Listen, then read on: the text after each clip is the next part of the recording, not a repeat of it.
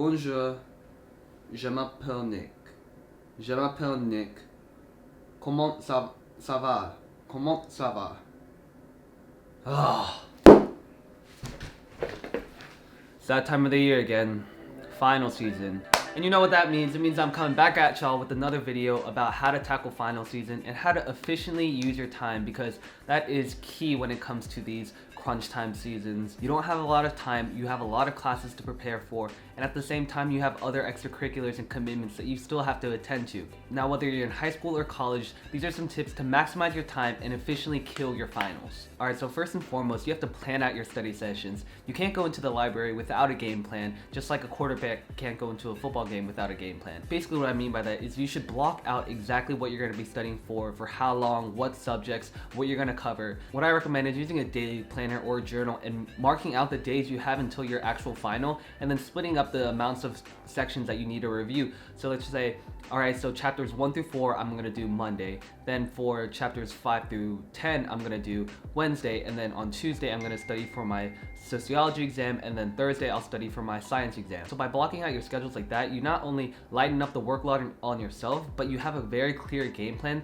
that you can force yourself to stick to, so that you're not scrambling around at the last minute trying to cram all that information at the last night before your exam. Another great thing are checklists. For me personally, like doing the physical act of checking something off of a daily planner is so satisfying that it makes you want to force yourself to get all of that done. So having a daily checklist of, okay, I need to study for French, I need to study for economics, I need to do this homework, I need to get this study guide done, and then by the end of the day you just go check, check, check, boom. You just feel so much more satisfied and so much more accomplished with the amount of studying you did, and you're just going to feel much better prepared for your exams. Also, you need to figure out if your exams are back-to-back or if they're more spread out throughout the finals exams period. If they are back-to-back, then the best strategy for that, in my opinion, is basically allotting small chunks of time throughout the day for each one of your exams. So let's just say hypothetically you have 3 exams, science, math, and economics, for example.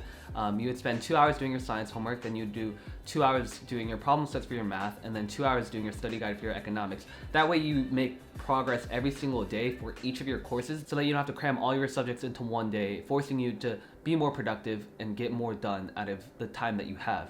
If they're more spread out and you have a little bit of time in between, you can use a different tactic, which is essentially just study really hard for that one subject, and then once you take that exam, then you can move on to the next subject. Study really hard, take the exam, move on.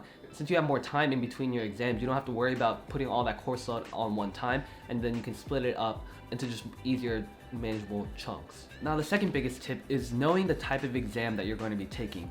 So in college and in high school, obviously, there are different types, whether it's a written composition, it's an essay, it's a multiple choice, it's a short answer, it's a long answer. You know, teachers and professors all have varying types of what they expect out of a student, meaning that all of those different tests have different approaches. Let's say you have an essay, for example. The best way to tackle that is to force yourself to spend 5 hours in the library and cram out that essay and get that done, so that you have that out of the way, or at least part of it out of the way. A multiple choice is going to be a lot more information heavy, meaning that it's going to be a lot of repetition, memorization, flashcards. So for that, you're going to want to do repetitive, smaller chunks of studying so that you retain that information each session. Essentially, that's one of the better ways to prepare for more knowledge-based memorization exam. Something like an in-class short answer, that's going to be a lot of readings. So for example, my sociology class is a short answer and long answer exam, meaning that I'm going to have to do a lot of reading from my textbooks. So the best way I'm going to plot that out is plan to get a few chapters done each day leading up to the exam. That type of stuff, I'm not going to have to do any practice exams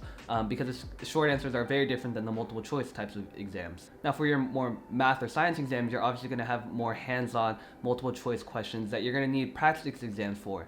Now the biggest problem is, where can you find those practice exam materials? Besides from the study guides that your professors might give you, there's not much out there that you can use.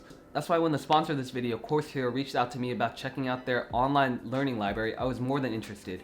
Now, I'm not usually one to use online study resources, but when I went on their website and looked up courses for Princeton, I was actually really surprised when I found course-specific materials for the classes I was actually in. So for my Economics 100 class, or my Sociology 101, or my French 102, they had actual study guides from previous students who had uploaded them that I could look at and use. Basically what Course Hero is a comprehensive learning library with millions of study resources, from study guides, practice problems, videos, notes for practically any course you can think of in college. The best part about this is they compile actual resources from students at universities, meaning it's other members helping one another to do better on their exams. I was looking through the library and there were actual resources from people from past courses that were still relevant to my actual class that I was able to use it to study for my final. And that helped me a ton, just having more resources to use when I'm studying. How it works is you create an account, you look up your specific school, and then you'll find hundreds of resources for most of your popular intro courses and even the upper 200 or 300 level courses. They offer 24/7 quality study materials, and you can actually ask expert tutors specific questions about the problems you're having, and you'll get great responses in no time.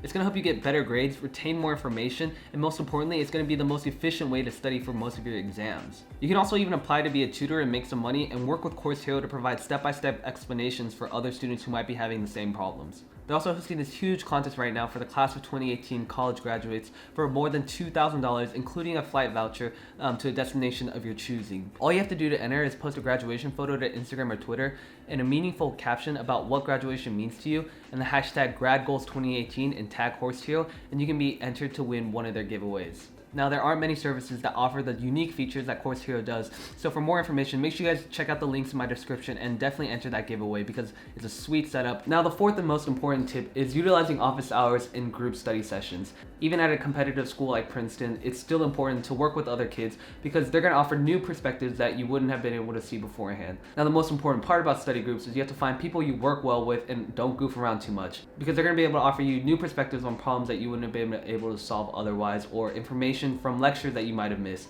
So whatever it is, make sure you guys are being effective and efficient with your time. Head to a library, find a room, and just get cracking on those problems. Now, my fifth tip, which I mentioned in almost all of my study tips video, is taking care of yourself, both physically and mentally. Now, speaking from experience, I was actually really sick 2 days ago. I even had to email my dean to see if I could get my finals moved. It didn't work out, so I ended up having to study, but studying while you're sick is even worse. So make sure you guys are well rested and well fed throughout this really important finals time, because there's nothing worse than studying really hard for so much time and then getting to the day of your final and not being able to function correctly. So be smart with how you study, but at the same time, don't stress yourself out so much that you're pulling all-nighters. You never want to be at the point where you're so physically and mentally drained that you can't show up to the day of the exam and do as well as you hope because you're just so tired and slumped. So take study breaks, go on walks, hang out with your friends, just do stuff to get your mind off of studying. Something that I particularly like to do is just go to the gym and work out. Having physical exercise is not only going to stimulate your brain, but it's just going to take your mind off of studying because you're cramped in the library for so long that you just need to do something else.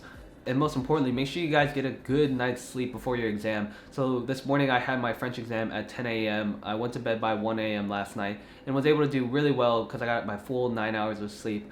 And I wouldn't have otherwise if I tried to stay up all night studying.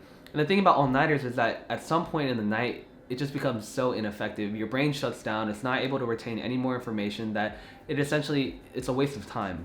So that about wraps up all my tips from my finals study video. I hope this has helped. I know that finals can be a really stressful time for most of us, especially if you're right on the border between a B and an A. But at the end of the day, just know that, as important as GPA is, so is your mental and your physical health. So don't let that stress you out too much, even coming from a university like Princeton. So take it from me. I hope this video has helped. If you're interested in becoming a member of Course Hero, want to hear more about their giveaway, or want to apply to become a tutor, make sure you guys check out the links in my description. They've been a great sponsor to this video, and they're going to be a website that I will continually use throughout my Princeton experience.